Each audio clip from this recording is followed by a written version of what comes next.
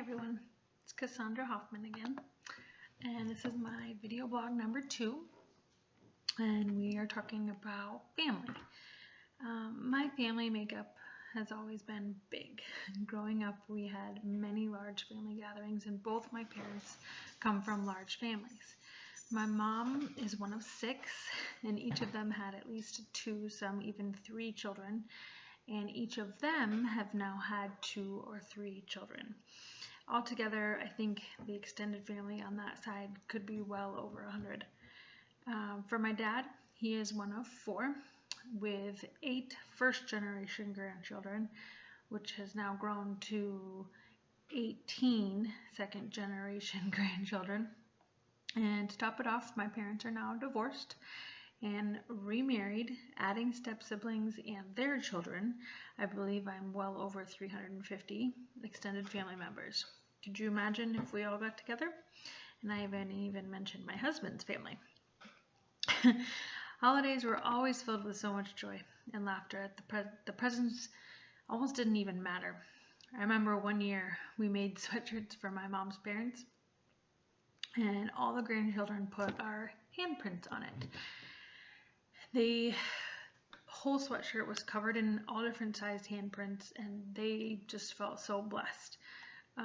Thanksgiving dinners were always a huge deal with my dad's parents because my grandma loved everyone sitting at the same table.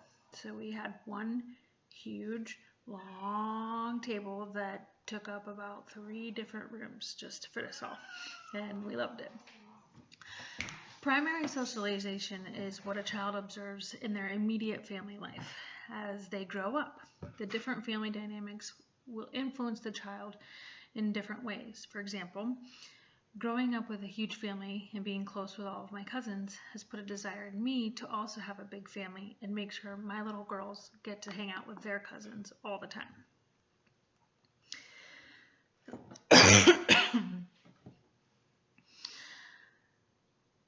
Instilling strong family bonds and knowing who they can trust is very important in a child's development. I want my daughters to know that they can always rely on their family if they need help, if they need a shoulder to cry on, or if they just need somebody to laugh with. My mom often talks about how hard it was growing up with 5 other siblings and only one working parent. My grandmother was a stay-at-home mother, caring for all the children. She jokes about having only 1 pair of jeans that had been already passed down twice and now was not the same color, very faded, and had holes in the knees, and she'd say she had to put duct tape on them to keep the wind from coming in. She grew up with very little, and I believe it has given her such a strong appreciation for everything she is blessed with now. My grandpa just turned 80 and is still working part-time as a handyman for other members in their community. They love to give to their church and travel every summer to make their rounds and see all of their grandchildren.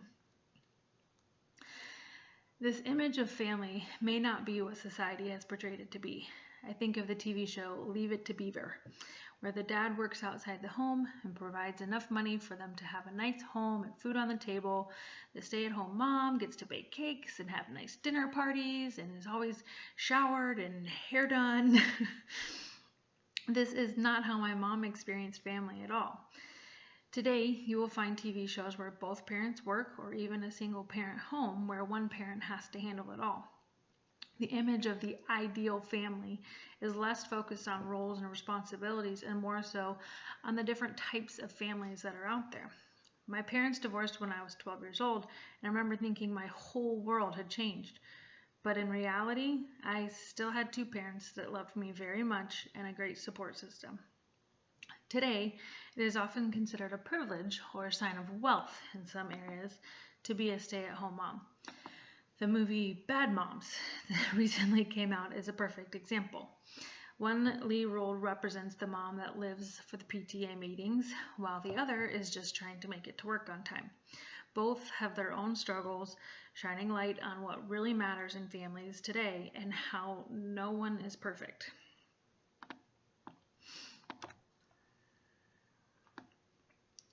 To wrap it up, I believe the image of a perfect family is in the eye of the beholder.